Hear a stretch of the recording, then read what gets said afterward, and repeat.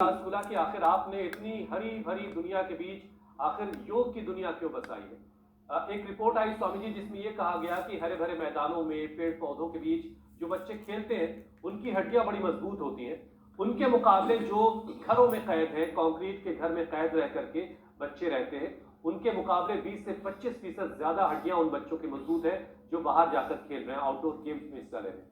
और उनमें हड्डियों के रोग होने का खतरा जो घरों में उनके मुकाबले 65% घट जाता है।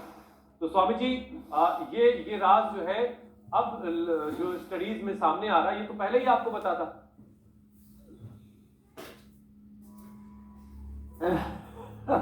इसीलिए हमने आपने कहा ना पेड़ पौधों के बीच देखो जितने भी यहाँ पर ये हमारा पूरा टेंट सिटी है, लेकिन स्थायी टेंट है, इसका हमने नाम रखा है निसर्ग कुटीर।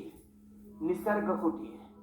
और इसलिए जितने भी यहाँ पर देखो आप, जितने भी ये निसर्ग कुटीर है सब आम के पेड़ है, आंवले के पेड़ है, पीपल के पेड़ है, बड़ के पेड़ है और भी जामुन के पेड़ है।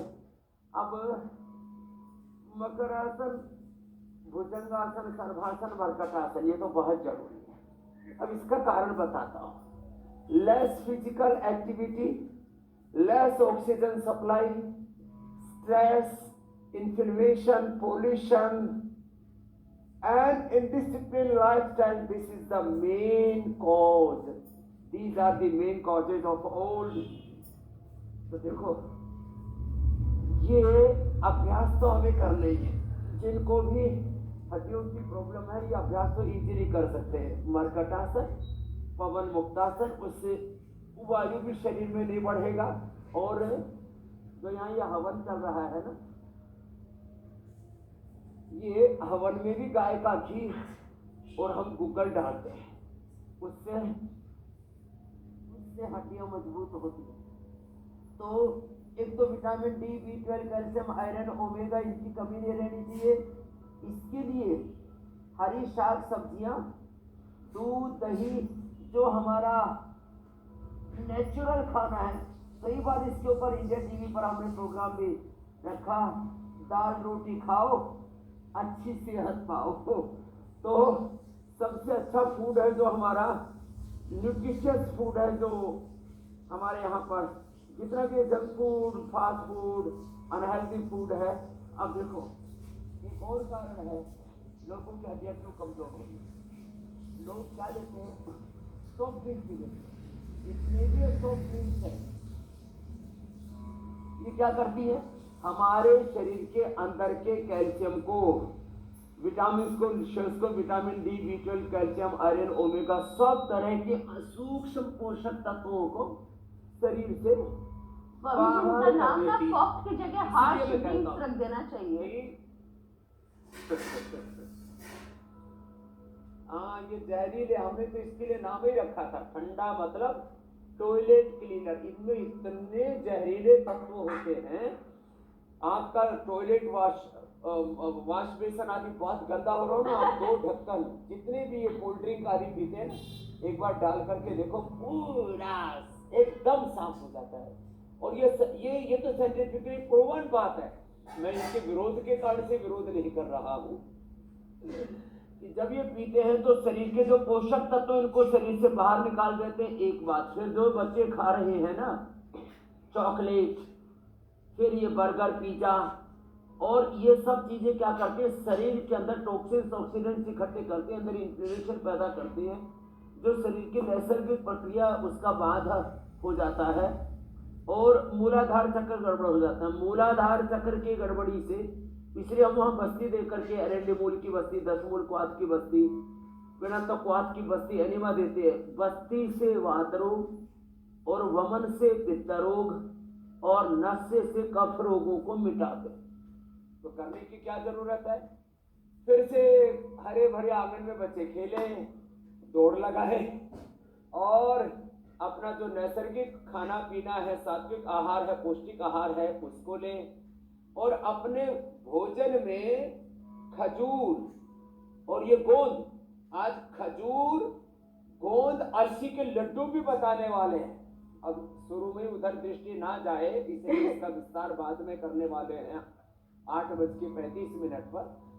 ये बेहतर है, वरना सबका ध्यान नहीं उधर तो ही लगा योग रहेगा। शास्त्र की बजाय पाक शास्त्र में कुछ हाँ। अटक जाते हैं। हाँ।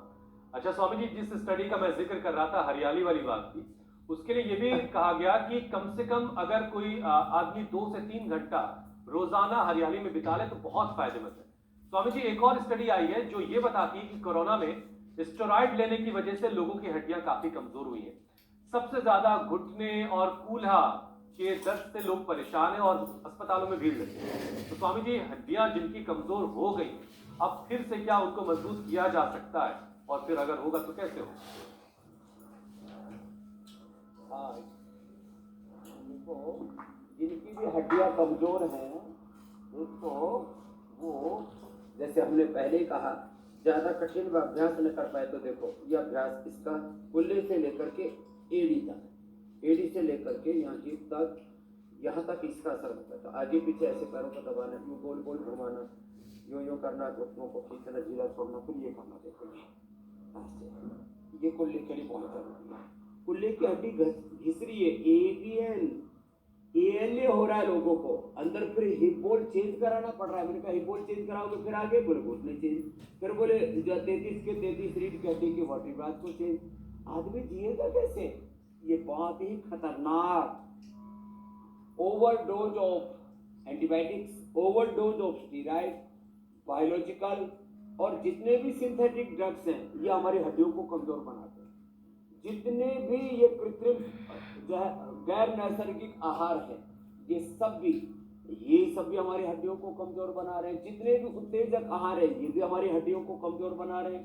इसलिए मैंने कहा अपने डाइट में लोगों को हल्दी वाला दूध और हल्दी का हलवा कल बताया था, बड़ा जबरदस्त था, सच में अच्छा था। वो एक चम्मच हलवे से मुझे इतनी एनर्जी मिली, दोपहर तक मेरे अंदर फुल एनर्जी रही ऐसे। फिर मैंने दोपहर को थोड़ा सा फलाहार किया और फिर दिन भर काम करता रहा। फिर मुंबई दिल्ली से वापस लौट करके हरिद्वार पहुंच गया 4:30 बजे और फिर अपनी यात्रा शुरू हो गई। खैर, तो मैं आपको हल्दी का हलवा नहीं तो एलोवेरा 100 ग्राम पूरा का पूरा ही ले लें, गुद्दे की भी काट अलग से काटने की जरूरत नहीं, रात को उसको काट के रखते, उसका पीला पानी निकल जाएगा। पूरा एलोवेरा 100 ग्राम, अंकुरित हल्दी, ये जो अंकुरित हल्दी हम यहाँ पर रखते हैं ना, ये तो कोई प्रदर्शनी के लिए नहीं रखते, ये सच में बहुत अच्छी होती है। अंकुरित हल्दी जो है, मेथी और मोठ और मूंग और बहुत सारी चीजें इसमें होती हैं, ये बड़ी जबरदस्त है। और फिर इसमें 10 से 20 ग्राम कच्ची हल्दी, उसको अच्छे से पहले भून लें, फिर एलोवेरा उसमें छोंक लें, और ये अंकुरित मेथी, इतनी बढ़िया इसकी सब्जी बनती है। थोड़ा सा सेंधा नमक मिला दिया और ये जो सूक्ष्म व्यायाम कर रहे हैं ये सब कर लें, हड्डियां इतनी मजबूत हो जाती है। तो बाजरे की रोटी, रागी जवार की रोटी ये खाएं, मकई की रोटी खाएं। मकई की रोटी खाने से विटामिन बी कॉम्प्लेक्स, B12 की कमी नहीं होगी, और विटामिन डी, B12 और बाद में जो आयरन है, प्रोटीन है, कैल्शियम है, ये रागी जवार बाजरा से पूर्ति हो जाएगी। थोड़ा थोड़ा ये भी कभी कभी। चलिए, ये तो स्वामी जी अच्छी बात है। इसलिए जो मिलेट्स का सेवन है ना बड़ा जरूरी है। और गोंद का प्रयोग किसी न किसी रूप में, आज गोंद भूनना भी सिखाएंगे।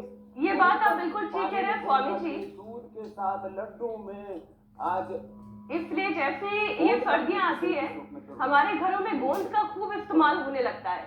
स्वामी जी, सर्दियों में कुछ लोगों के जॉइंट्स में सूजन आ जाती है और सूजन वाली जगह पर फिर धीरे धीरे त्वचा लाल होने लगती है, चलना फिरना भी मुश्किल हो जाता है। ऐसे में स्वेलिंग कम करने का तरीका क्या हो सकता है, और इस कंडीशन में क्या योगाभ्यास करना चाहिए या नहीं करना चाहिए? देखो, एक तो दिसंबर, जनवरी, फरवरी में जो बूंद खाते हैं, 2-3 महीने खाया हुआ बूंद 9 महीने तक काम आता है। ऐसे ही गाजर, जो उसका जूस पी लेते, गाजर और उसमें आंवला डाल के जूस पी लीजिए, विटामिन ए साल भर के लिए बॉडी रिजर्व कर लेता है। बचपन में खाया हुआ गोंद का लड्डू, गोंद के लड्डू हमारे माँ खिलाए हमको। अब वो बताओ, बचपन का खाया हुआ गोंद का लड्डू 55 तक काम आ रहा है, हड्डियां मजबूत हो गई, तो हड्डियां एकदम से ऐसे ही नहीं खराब हो जाती। तो ये आपने एकदम सही कही बात। अब बात आती है सूजन की। सूजन के लिए सबसे अच्छा है पुनर्नवा, पुनर्नवादि मंडूर, पुनर्गीत भी हम दे देते हैं खाली पेट, और खाने के बाद गोक्षर आदि गुग्गल लाक्षादि गुग्गल और योगराज गुग्गल ये हड्डियों को मजबूत कर देते हैं। वैसे तो मैं कहता हूँ दूध में थोड़ा सा हल्दी, शिलाजीत और लाक्षादि गुग्गल की 2-2 गोली खा लो सुबह शाम, दोपहर को पानी से ही ले लो, या एरेंडमूल या दशमूल या पीड़ातकवात या एलोवेरा या गिलोय या निर्गुंडी या सहजना मोरिंगा किसी भी। और हाँ, एलोवेरा का तो पानी भी, एलोवेरा का जो जूस है मैंने कहा इसको तो इससे तो आटा गूंद करके उसको खाना चाहिए। इससे फिर हड्डियां भी मजबूत रहेंगी और शरीर में सूजन कतई नहीं आएगा। तो सूजन जिसको अंग्रेजी में इन्फ्लेमेशन बोलते हैं, आयुर्वेद में जिसको शोथ बोलते हैं, नॉर्मल भाषा में जिसको स्वेलिंग बोल देते हैं, इससे बचना है। तो एक तो जब सूजन आ जाए तो दही, छाछ, नींबू, अचार, टमाटर, खट्टी चीजें जितनी भी अनहेल्दी चीजें है ना, देखो निषिद्ध आहार में मांसाहार, बीड़ी, सिगरेट, शराब यही नहीं है। अब जिनको वात रोग है उनको दही, छाछ, नींबू, अचार, टमाटर, खटाई नहीं लेनी चाहिए। जिनको कफ रोग है उनको चिकनाई और ठंडी चीजें नहीं लेनी चाहिए। जिनको पित्त रोग है उनको जो है जो एसिडिटी को बढ़ाने वाली और मसाले वाली चीजें उनका त्याग करना पड़ेगा। जिनको शुगर उनको चीनी छोड़नी पड़ेगी ना। जिनको नमक बीपी है उनको नमक कम करना पड़ेगा ना। ऐसे ये जो पथ्य है, जिनको स्किन डिजीज बहुत ज्यादा है, नमक और मीठा दोनों ही या तो बंद ही करा देते कुछ दिन के लिए या बिल्कुल कम करा देते। ऐसे चीजों पर ध्यान तो देना पड़ेगा। तो सूजन सबकी खत्म हो जाएगी। मात्र पुनर्नवादि मंडूर, पुनर्गिट और पुनर्नवा का काढ़ा पीने से ही मेरी बहन ज्योत्सना जी, मीनाक्षी जी, मेरे भाई हुसैन जी। आजकल तो वैसे भी Swami ji no sugar no salt diet का जो है चलन आ गया है उससे। बिल्कुल ठीक बात है। अच्छा स्वामी जी, देखिए लोग जो घुटनों के दर्द से परेशान है वो अभ्यास को लेकर के बड़ी उलझन में रहते हैं कि घुटनों के लिए क्या क्या अभ्यास किया जा सकता है। तो घुटनों के क्या 5 अभ्यास हैं या उससे कम से ही काम चलाना पड़ेगा? तो एक तो हमने पूरी बॉडी का सूक्ष्म व्यायाम करा दिया। जो ज्यादा तेज व्यायाम नहीं कर सकते, सूर्य नमस्कार नहीं कर सकते, आसन नहीं कर सकते, वो ये कर ले। अब जिनको घुटनों में दर्द, कहाँ पद्मासन लगेगा, कहाँ उनसे वज्रासन लगेगा, तो उनके लिए एक अभ्यास तो हमने बताया, बैठे बैठे पैरों को आगे पीछे दबाएं, ऐसे पैरों को खींचे। फिर एक ये अभ्यास बताया, ये भी घुटने के लिए अच्छा है। फिर एक अभ्यास है ऐसे ऐसे ऐसे घुटनों को ऐसे ऐसे करो, ऐसे ऐसे ऐसे ऐसे 10-10, 20-20 बार दोनों तरफ से ऐसे। एक जो बैक वॉक हमने कई बार बताई है ना, उल्टी चले ऐसे ऐसे। तो ये जो उल्टा चलते हैं इससे भी घुटने की सूजन और दर्द दूर हो जाती है। फिर थोड़ा थोड़ा ऐसे हल्का हल्का ऐसे ही करें, ये भी घुटने के दर्द के लिए अच्छा है। कुछ तो कुर्सी पर बैठे बैठे खाली पैर ही हिलाते रहते हैं, थोड़ा सा हाथ पैर दोनों हिला लो, ऐसे कर लो। और जो शुरू में, इसलिए मैंने शुरू में बताया था, यही अभ्यास ऐसे कर लेते हैं। और जो शुरू से 10-20 बार से शुरू करके ऐसे ही डट बैठक लगाते रहते हैं, गति से शक्ति पैदा होती है। तो थोड़ा बचपन से ही ध्यान रखें, ऐसे ये अभ्यास किया करें। और इतना भी ना हो तो कम से कम उल्टे लेट करके ये तो जरूर कर लिया करें, ये बड़ा अच्छा है ऐसे। और 1 चम्मच खाली पेट गाय का घी या वर्जिन कोकोनट का, और ऑयल में ना तिल का तेल ही छोंक में प्रयोग करना। तिल के तेल की ही मालिश करना। वैसे तो दर्द ज्यादा बढ़ जाता तो पीड़ा तक तेल और पीड़ा स्प्रे इसका सब इस्तेमाल कराते हैं। दाहिनी तरफ हमने सब रखा हुआ है सब। और तो ग्रीट भी देते हैं, और तो केयर भी देते हैं, खाली पेट पीड़ा नील गोल्ड देते हैं। ये हड्डी की मजबूती के लिए जरूरी है। लेकिन ये मकरासन तो इतना आसान है, इसमें एक साथ घुटने भी अच्छे, फेफड़े भी अच्छे, हार्ट भी अच्छा, इसमें लंबे लंबे श्वासों के साथ ऐसे करवा देते हैं। तो ये घुटने का बहुत ही साइंटिफिक व्यायाम हो गया जो अभी बताया हमने। और जब घुटने ज़्यादा ही कमज़ोर हो जाएं तो इन कार्टिलेज को रिकवर करने के लिए हमने देखा कि खाली पेट पिरानिल गोल्ड खाने के बाद ऑर्थोग्रिड या अश्वशिला, अश्वगंधा और शिलाजीत से हमने अश्वशिला बनाया है। ये सारी औषधियाँ भी आज हमने इसीलिए अपने साथ में रखी हुई है। ये बड़ी महत्वपूर्ण। जब दर्द ज़्यादा हो जाता है ना, तब ये आंवला है ना जो हमारे देखो ऊपर लगा हुआ, इसका भी मना करते हैं हम। फिर केवल एलोवेरा लेना चाहिए जब ज़्यादा दर्द हो जाए, सूजन आ जाए। और फिर जब बहुत ही ज़्यादा वहाँ दर्द हो जाता है तो वहाँ कुछ जो टॉक्सिन्स है उसको निकालने के लिए जो हमारा सींगी वाला भाई देखो तब वो सींगी लगा रखी है, ये सींगी लगवा देते हैं, लीच लगवा देते हैं। और मुल्तानी मिट्टी में, चिकनी मिट्टी के अंदर थोड़ा एलोवेरा, हल्दी और शिलाजीत का भी पत्थर हम रखते हैं तो उसको पाउडर करके और उसको मिला करके उसकी लपेट करा देते हैं घंटे भर तक। जानो बस्ती भी कराते हैं, गरम गरम पीड़न का तेल, नारायण महानारायण तेल भी उसके ऊपर लगा देते हैं। उससे भी घुटने, हमने लाखों नहीं, अब तो मैं समझता हूँ करोड़ों लोगों को घुटने के ऑपरेशन से मेरे भाई बचा दिया उसे। अच्छा स्वामी जी देखिए, पहले 65 तक जाते जाते 60, 65, 70 तक किसी के कार्टिलेज घिस जाने की खबर आती थी। अब 35, 40 तक पहुंचते पहुंचते ये नौबत आ जा रही है। तो ये नौजवान लोगों में यंग एज में ही कार्टिलेज घिस जाने की एक तो वजह क्या है, और एक बार अगर कार्टिलेज घिस गई तो क्या उसको वापस हासिल किया जा सकता है, रिजुनेट हो सकती है वो? घिसे हुए कार्टिलेज वापस रिपेयर होते हैं, हमने ये चूहों में करीब 2 सप्ताह में देखा, मनुष्यों में करीब 2 माह में ये रिजल्ट आ जाते हैं, और जो बुढ़ापा है उसमें तो 9 माह में पूरे घुटने नए हो जाते हैं। तो घिसे हुए कार्टिलेज रिपेयर होते हैं।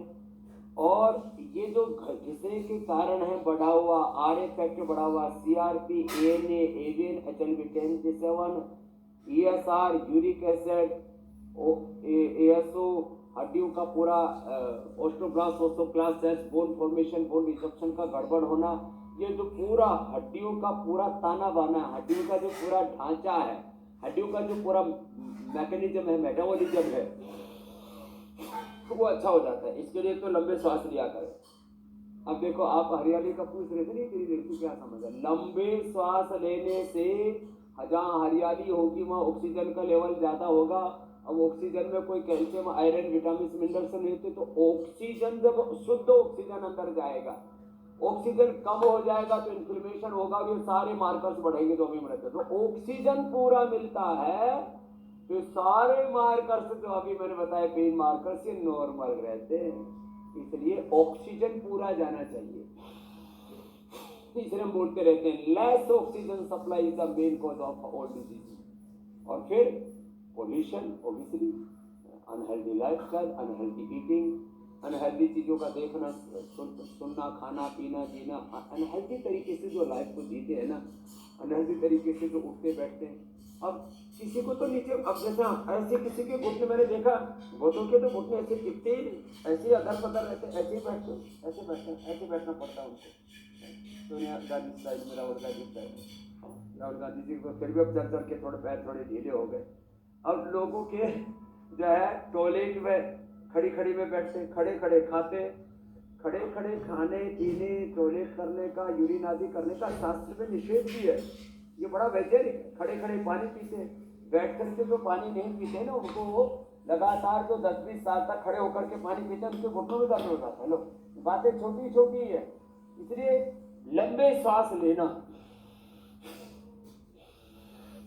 अभी मैं बोल रहा था गूगल, ये गूगल, और इसमें जो वातनाशक द्रव्य है उनसे हम आहुति डालते हैं। गाय का घी, गूगल गाय का घी, इससे आहुति डालते हैं।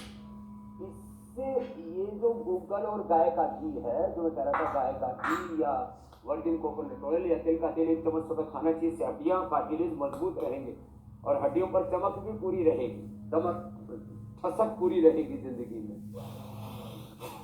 तो प्राणायाम बहुत जरूरी है। इसलिए जो अधिक नहीं कर पाते योगाभ्यास, उनको हम कहते हैं आप सूक्ष्म व्यायाम। हाथों में, पैरों में बहुत ज्यादा दर्द, अर्थराइटिस भी हो गया, आप ऐसे करके या ऐसी,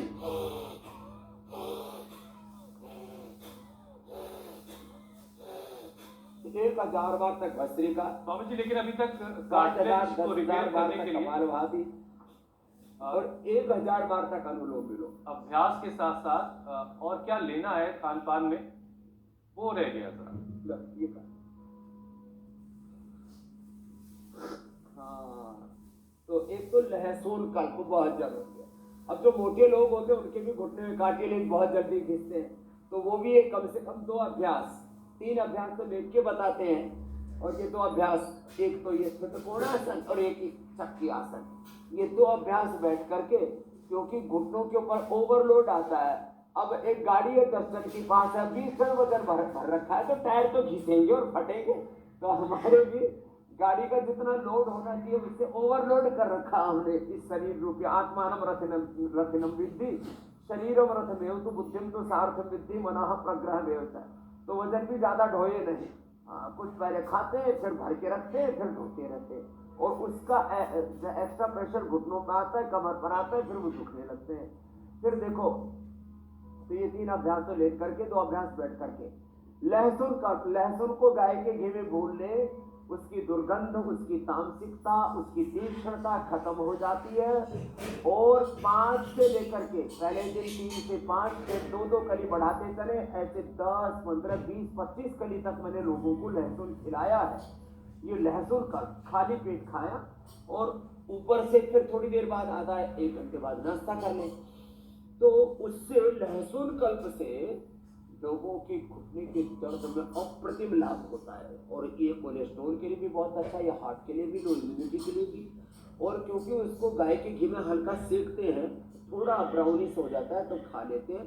और ये अस्थमा वाले रोगियों के लिए भी बड़ा जबरदस्त होता है लहसुन का। वो किया करें खाने पीने में, मैंने कहा गाय के घी या तिल के तेल का ही इस्तेमाल करें, दही छाछ नींबू अचार टमाटर ना ले बादी की चीजों में। फिर जो है ये छोले हैं, छोले भटूरे हैं, फिर उड़द की दाल है और चने की दाल है, ये सब भी वायु करती है, इसलिए मूंग की दाल ही उनको इस्तेमाल करनी चाहिए, या मिक्स दाल का थोड़ा इस्तेमाल कर सकते हैं।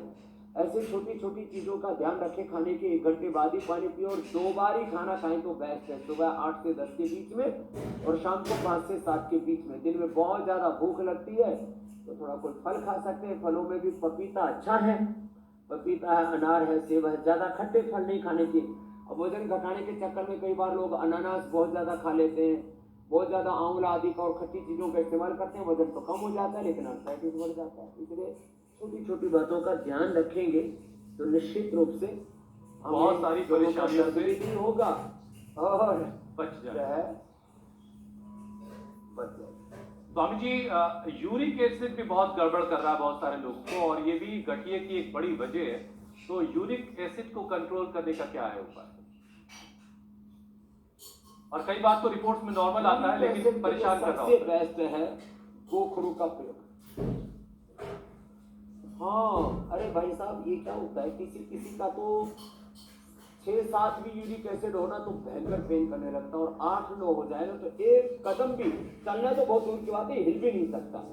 फिर फाइब्रोमाइल्जिया और फिर तमाम तरह के बोले ये हो गया वो हो गया। अरे मेरे भाई, अपना यूरिक एसिड कंट्रोल करने के लिए तो खट्टी चीजें बंद कर दो, गोखरू का पानी पियो, भोजन कर। और रेडीमेड में चंद्र प्रभावटी और गोक्षरादि गुगुल, ये बहुत ही जबरदस्त है। चंद्र प्रभावटी गोक्षरादि गुगुल खाने के बाद और खाली पेट हमने ट्राई घनवटी और कोरी घनवटी, कोरी घन हमने धनिये से बनाई है और ट्राई घन हमने गोखरू से बनाई है। तो जो गोखरू का काढ़ा पी लेते हैं 1 सप्ताह के अंदर ही, नहीं तो एलोपैथी में जो है बढ़े हुए यूरिक एसिड का कोई इलाज नहीं है। जो मैंने आपको अभी उपाय बताया उससे 100% गोखरू से, ट्राई घनवटी या कोरी घनवटी से, नहीं तो केवल गोखरू खाली पेट ले लो, और खाने के बाद जो है ये चंद्र प्रभावटी और गोक्षरादि गुगल लेते थे, बड़े जबरदस्त है। वैसे भी सप्ताह में 1 बार जो का आटा खा लेते हैं, जो का दलिया खा लेते हैं, ओट्स का उससे आधा लाभ करता है। जो या ओट्स का सप्ताह में 1 बार जरूर इस्तेमाल करना चाहिए, उससे भी यूरिक एसिड लेवल में रहता है, बढ़ता नहीं है। छोटी छोटी बातें जो सप्ताह में 1 बार जो का प्रयोग कर लेंगे उनको कभी भी यूरिक एसिड नहीं बढ़ेगा। जो सप्ताह में 1 बार भी जो है मकई का प्रयोग कर लेंगे उनको विटामिन B12 और B कॉम्प्लेक्स की दिक्कत नहीं होगी। जो सप्ताह में 1 बार भी बाजरे की रोटी खा लेंगे उनमें आयरन आदि की डेफिशिएंसी नहीं होगी। तो इसलिए कहते हैं हम सप्ताह में बदल बदल के, किसी दिन रागी, किसी दिन जवार, किसी दिन बाजरा, किसी दिन मकई, किसी दिन जो है एक दिन गेहूँ चावल भी खाना चाहिए, एक दिन गेहूँ चावल भी खा लो। ऐसे अपना एक रूटीन बनाना चाहिए। तेल बदल बदल के खाने चाहिए। अब तो ये तो सारे दुनिया के डॉक्टर साइंटिस्ट कहने लगे। मैं कहता हूँ आटा भी बदल बदल करके खाओ, नाश्ते में भी थोड़ा सा बदलाव। अब साथ एक हम तो हॉस्टल में जो बच्चे रहते हैं पतंजलि गुरुकुलम आचार्य कुलम यूनिवर्सिटी में, 7 दिन का उनका नाश्ता अलग अलग रखते हैं। ये इसलिए रखते हैं कि अलग अलग प्रकार के पोषक तत्व हमारे शरीर को हुसैन भाई मिलते रहते हैं। बिल्कुल ठीक बात है। बनाने के लिए योग भी करना जरूरी है, कुछ खाते ही खाते हैं। अच्छा, इसी खाते खाते से एक चीज और या स्वामी जी ध्यान आ रही है, बहुत सारे लोग तो ऐसे हैं स्वामी जी जिन्होंने बहुत सारी उम्र गुजार दी, उल्टा सीधा खाया, अपने शरीर को में टॉक्सिन्स का अंबार लगा लिया, लेकिन शरीर को डिटॉक्स करने के बारे में कभी नहीं सोचा, और वो उसकी वजह से भी कई बार जो है जॉइंट्स पेन उनको परेशान कर रहा होता है। तो घर पे ही बॉडी को डिटॉक्स करने का क्या तरीका है? तो घर में डिटॉक्स करने का एक तरीका तो है कि सप्ताह में एक बार उपवास करना, और यदि 2 बार खाना शुरू कर दे, सुबह 8 से 10 और शाम को 5 से 7 के बीच, तो डेली बॉडी डिटॉक्स होती रहेगी। बॉडी का apoptosis, anabolism, catabolism, metabolism, body का ऑटोफेजी, माइटोफेजी, पूरा शरीर का शुद्धिकरण होता रहेगा। तो 2 बार खाना खाएं, सप्ताह में 1 बार उपवास करें, सप्ताह में 1 बार नस्य अणुतेल से, सप्ताह में 1 बार वमन, सप्ताह में 1 बार जो है बस्ती, बड़ी जबरदस्त है। सप्ताह में 1 बार भी बस्ती कर ली तो मस्ती पूरी रहेगी, कोई दिक्कत नहीं है। बस्ती क्या होता है? एनिमा। तो पीड़न तक क्वाथ, दशमूल क्वाथ, निर्गुंडी क्वाथ, ये सारे क्वाथ मेरे दाहिनी तरफ रखे ना, इसी के लिए है। इसका एनिमा ले लिया करें तो पूरा शरीर शुद्ध हो जाएगा और ये कूड़ा कचरा साफ हो जाएगा। बाकी तो पंचकर्म षटकर्म जिनको पूरा कराना है तो पतंजलि योगपीठ में, पतंजलि वेलनेस योगग्राम में, रामायण में सप्ताह में 1 सप्ताह भर के लिए, 7 दिन के लिए, 10 दिन के लिए आ जाएं। और खाली ये खाने पीने का नहीं, विचारों का, दुर्विचारों का, दुर्भावनाओं का, दुर्गुणों का, दोषों का कचरा, फिर रेडिएशन, फिर पोल्यूशन, फिर पेस्टिसाइड्स, फर्टिलाइजर्स, इंसेक्टिसाइड्स, कई तरह की गंदगी हमारे तन में, मन में जमा होती रहती है। हमारा शरीर, हमारी इंद्रियां, हमारा मन, चित्त, चेतना, आत्मा और जन्म जन्मांतरों का कर्माशय संस्कारों का ऐसा पूरा ताना बाना है, ये सारा उलट पुलट कर देता है। तो अभी आप बोल रहे थे ना उल्टा सीधा खाते रहते हैं, सीधा भी थोड़ा बहुत खाते हैं, तो उल्टा पुल्टा, तो उल्टा पुल्टा, उल्टा सीधा भी नहीं, अगड़म उल्टा पगड़म। पुलट, उलट पुलट चल रही है। तो ये उलट पुलट, इसको ठीक करना। स्वामी जी, अब सर्दियों का मौसम है, ये सब बिगड़ गया मामला। और सर्दियों के मौसम में विटामिन डी और कैल्शियम की कमी से भी हड्डियों का दर्द बढ़ जाता है। लोग इतने ढके हुए रहते हैं कि धूप में निकलते नहीं है, और दिल्ली एनसीआर जैसी जगह पे अगर रहते हो तो धूप के तो दर्शन ही नहीं होते हैं। तो डेफिशिएंसी दूर करने के लिए क्या किया जाए?